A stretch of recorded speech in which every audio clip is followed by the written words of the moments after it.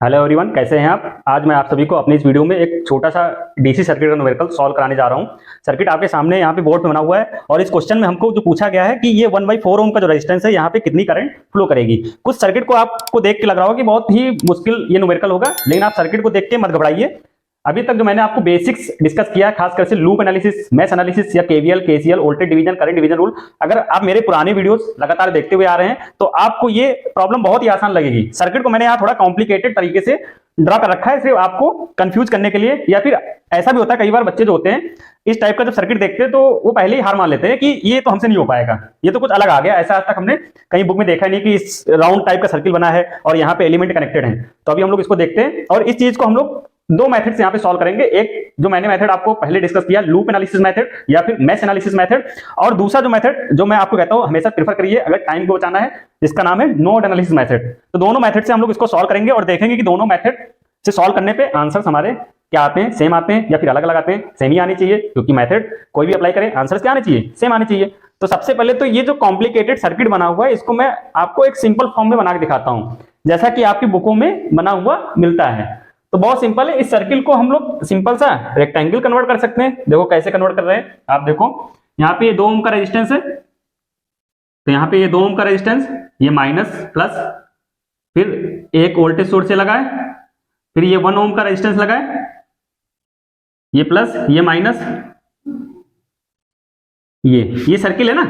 Circle को मैंने क्या बना दिया, रेक्टेंगल या स्क्वायर बना दिया। अब यहां से क्या लगाए, देखो इस वाले पॉइंट पे एक हमारा ये 1/4 ओम का रेजिस्टेंस लगाया और इसकी वैल्यू हम लोग लिख लेते हैं। ये कितना है, 30 वोल्ट, ये 1 ओम, और ये है हमारा 20 वोल्ट का वोल्टेज सोर्स है, और ये 2 ओम का रेजिस्टेंस है, और ये हमारा 10 वोल्ट का वोल्टेज सोर्स है, और ये 1 ओम का रेजिस्टेंस है। तो देखो कितना सिंपल फॉर्म में कन्वर्ट हो गया।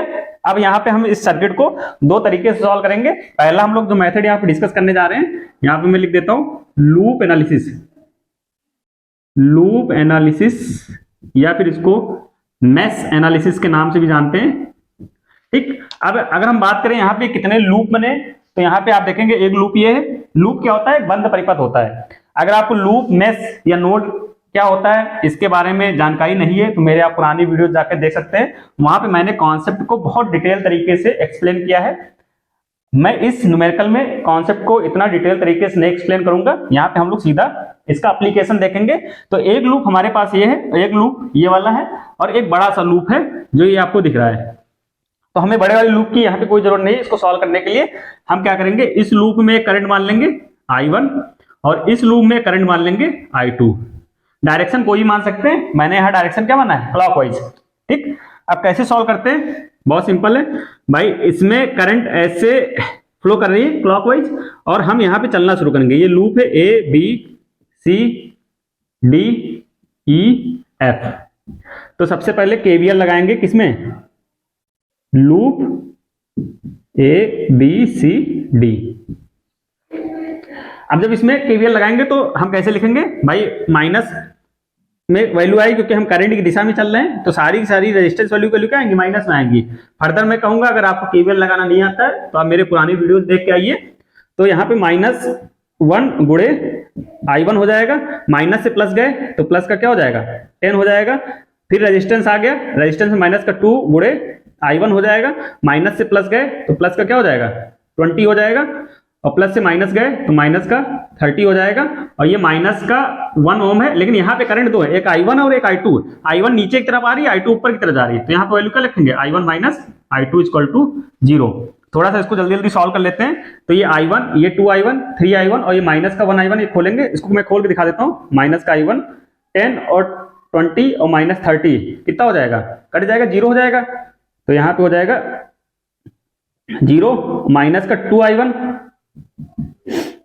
माइनस का I1 और प्लस का I2 इक्वल टू 0 हो जाएगा। तो माइनस का I1, माइनस का 2I1, माइनस का I1 कितना हो गया, माइनस का 4I1 और प्लस का I2 इक्वल टू 0। तो यहां से I2 की वैल्यू कितनी आ गई, 4I1। सिंपल। अब केवीएल किस में लगाएंगे, लूप 2 में। केवीएल किस में लगाएंगे, लूप 2, या लूप 2 का नाम क्या है, CE एफ डी ई। ठीक, इस लूप में वही सेम तरीका रहेगा केवीएल लगाने का। सबसे पहले क्या आ रहा है, रेजिस्टेंस आ रहा है, तो रेजिस्टेंस की वैल्यू -1। अब इस लूप में लगा रहे हैं तो इस लूप की करंट को बड़ा मानेंगे, तो यहाँ पे क्या हो जाएगा I2 माइनस I1, फिर माइनस से प्लस गए तो क्या हो जाएगा प्लस का 30, और फिर सीधा यहाँ पे आ जाएंगे तो माइनस का 1/4 गुणे I2 इक्वल टू क्या हो जाएगा 0। ठीक, अब इसको थोड़ा सा सॉल्व कर लेते हैं। माइनस का I2 और प्लस का I1 आ जाएगा, तो क्या आ जाएगा माइनस का I2 प्लस का I1 और प्लस का 30 और माइनस का I2/4 इक्वल टू 0। आप यहाँ पे 4 एलसीएम ले लीजिए, या फिर ऐसा भी कर सकते हैं हम लोग, I2 की वैल्यू सीधा पुट कर सकते हैं। देखो यहाँ I2 की वैल्यू क्या है, I2 की वैल्यू है 4I1, तो इस वाली वैल्यू को यहाँ पे पुट कर देंगे, सिंपल हमारा I1 निकल आएगा। अननेसेसरी कैलकुलेशन करने की जरूरत नहीं है, क्योंकि यहाँ 4 और 4 कट रहा है। ठीक, ये सब आपको प्रैक्टिस से आएगा, नहीं अननेसेसरी आप 2-3 लाइन यहाँ पे बर्बाद करेंगे और आपका टाइम जाएगा। तो माइनस का I2 क्या हो जाएगा, माइनस का 4I1, भाई 4I1 है ना I2, तो प्लस का I1 प्लस का 30 और माइनस का I2 की जगह क्या रखेंगे 4I1 divided by 4 equal to 0। तो ये 4 कैंसिल हो जाएगा, कितना आ जाएगा माइनस का 4I1 प्लस का I1, तो क्या बचेगा माइनस का 3I1 और प्लस का 30 और माइनस का I1 इक्वल टू क्या हो जाएगा 0। तो यहाँ से I1 की वैल्यू कितनी आ जाएगी भाई, माइनस का 4 माइनस का 1 और माइनस का 3 कितना आ जाएगा माइनस का 4 प्लस का 30 इक्वल टू 0। तो यहां से 4I1 कितना आ गया 30। ओके, तो यहां से अगर हम बात करें I2 वैल्यू क्या है 4I1 के बराबर है, और ये कितना है 30 एम्पियर। तो यहां से हमारी I2 की वैल्यू निकल आई 30 एम्पियर। अगर आपको I1 भी निकालना है तो I1 बहुत सिंपल निकालना, कैसे I1 इक्वल टू क्या हो जाएगा 30/4। तो इसको हम लोग सॉल्व कर लेंगे 15/2, तो कितना आ जाएगा 7.5 एम्पियर। तो यहां से आपके दोनों करंट आ गए, ये कितना आ गया 7.5 एम्पियर, और ये वाली करंट कितनी आ गई 30 एम्पियर। और हमें एग्जाम में तो पूछा गया था इस रेजिस्टेंस में, इसमें जो करंट है इसको पूछा गया 1/4 में। तो देखो यहाँ पे 1/4 में कौन सी करंट फ्लो कर रही है I2, तो हमारा जो आंसर हो जाएगा यहाँ पे कितना हो जाएगा 30 एम्पियर। क्लियर, समझ में आ गया। तो ये तो मेथड था कौन सा, लूप एनालिसिस या मैश एनालिसिस, बहुत सिंपल था। अगर आपको नहीं लगाना आता है तो पुराने वीडियोस देख लीजिए, वहां पे मैंने आपको पूरा एक्सप्लेन किया है, कभी भी आपको कोई कंफ्यूजन नहीं होगा, प्लस माइनस कभी भी कोई मिस्टेक नहीं होगी। अब इसी मेथड को हम लोग दूसरे तरीके से सॉल्व करेंगे, जिसका मैंने वीडियो के स्टार्टिंग में आपसे जिक्र किया था। मेथड का क्या नाम है, नोड एनालिसिस। और नोड एनालिसिस से हम लोग देखेंगे कि ये न्यूमेरिकल कितना आसान हो जाता है, जो अभी हमने यहाँ पे कैलकुलेशन किए वो भी कैलकुलेशन कितने कम हो जाएंगे, कितना रिड्यूस हो जाएगा, और तुरंत हमारा आंसर वहां पे निकल के आ जाएगा। तो इस मेथड को, जो दूसरा मेथड है जिसको हम लोग नोड एनालिसिस कहते हैं, उससे सॉल्व करेंगे। पहले हम लोग यहाँ पे सर्किट बना लेते हैं जल्दी जल्दी।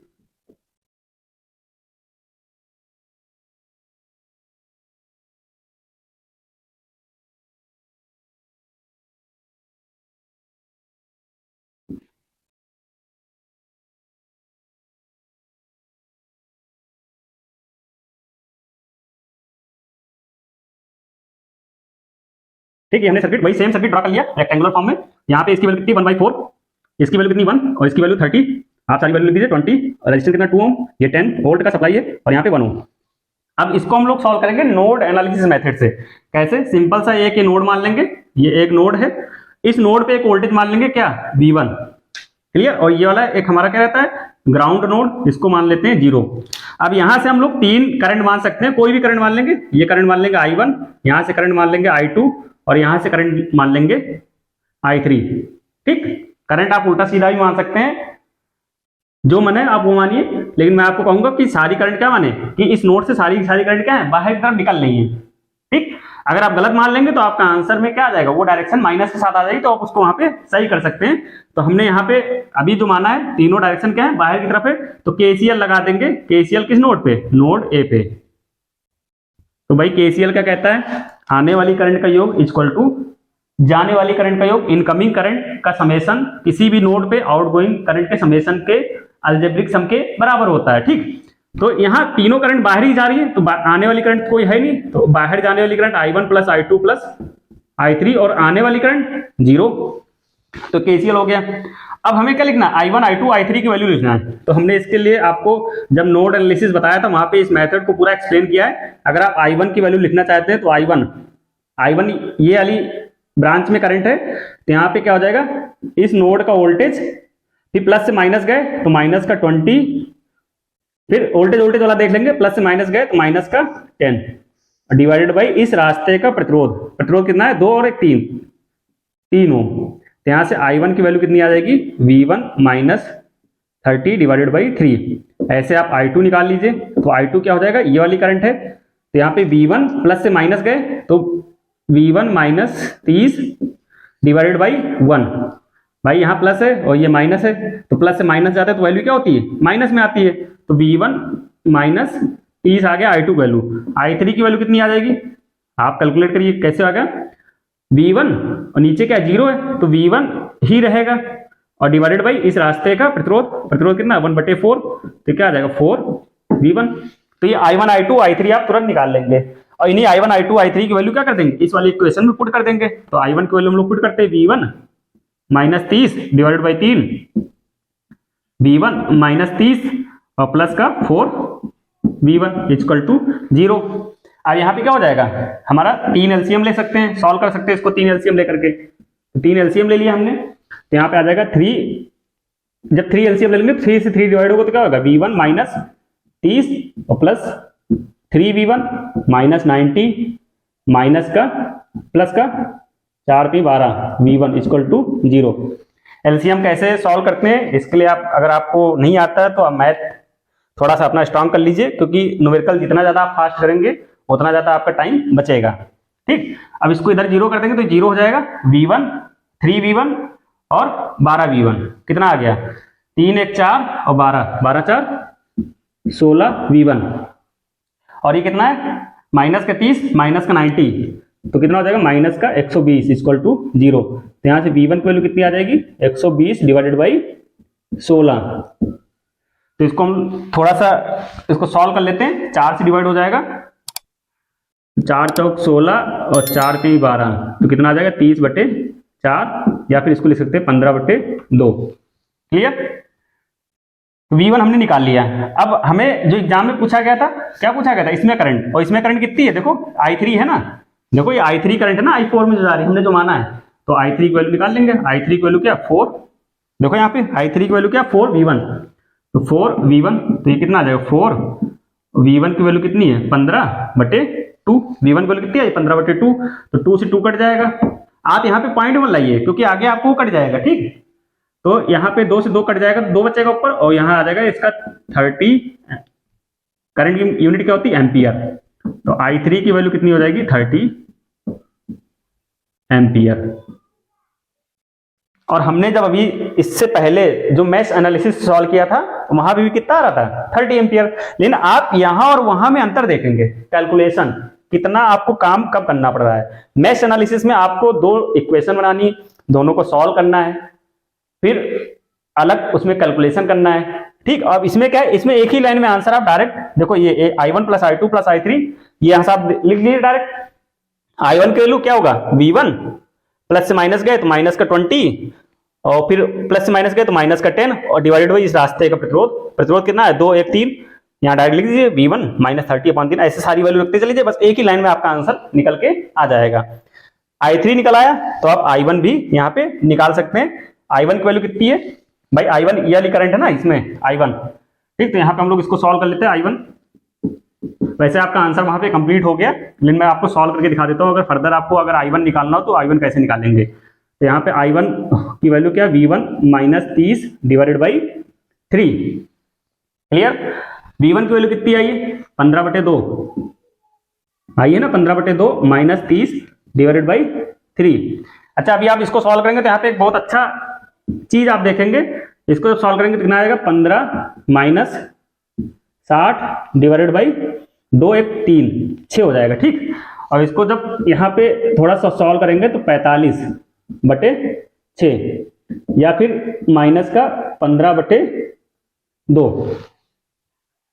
अब यहाँ पे आप थोड़ा समझ लीजिए क्या है कहानी, यहाँ पे माइनस का कितना आ गया 15/2 2 एम्पियर।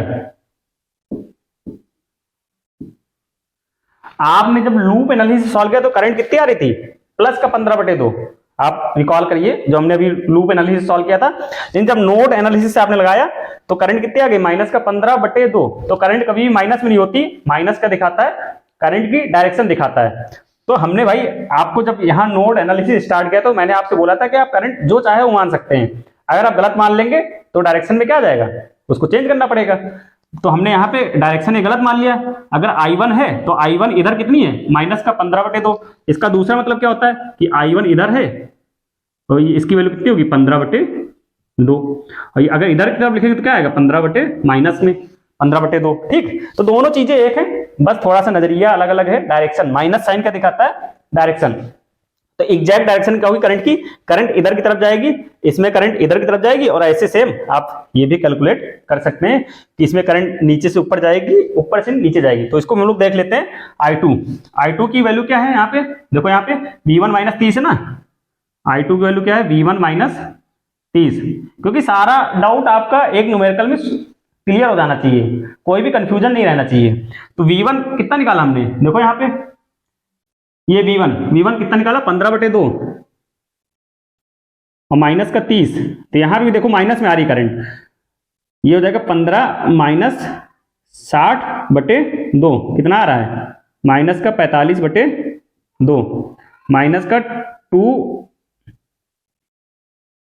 दूना 4 2 पंची 10। ये करंट आ गई हमारी I2, माइनस में आ गई। तो माइनस साइन क्या दिखाता है कि हमने जो डायरेक्शन मान ली है नीचे की तरफ, ये एक्चुअल में कैसे होगी? ऊपर की तरफ होगी। कितनी करंट होगी? 22.5, या फिर इसको लिख सकते हैं 45/2। क्लियर? अब अगर हम इस पॉइंट पे KCL लगाए तो जस्टिफाई होना चाहिए। KCL का कहता है आने वाली करंट का योग इक्वल टू जाने वाली करंट का योग। तो यहां से करंट कितनी आ रही है? देखो, अगर आपने न्यूमेरिकल सॉल्व किया, अगर आपको आंसर्स को क्रॉस वेरीफाई करना है कि आपने सही निकाला कि नहीं, तो उसको हम लोग क्रॉस वेरीफाई भी कर सकते हैं। कैसे? इसमें करंट कितनी आ रही है? 15/2। और कितनी आ रही है? 45/2। देखो ये 45/2 है ना, ये 45/2 माइनस है, इसलिए हमने डायरेक्शन क्या मान लिया? ऊपर की तरफ मान लिया, प्लस करने के लिए। ठीक, तो इसको सॉल्व करेंगे कितना आएगा?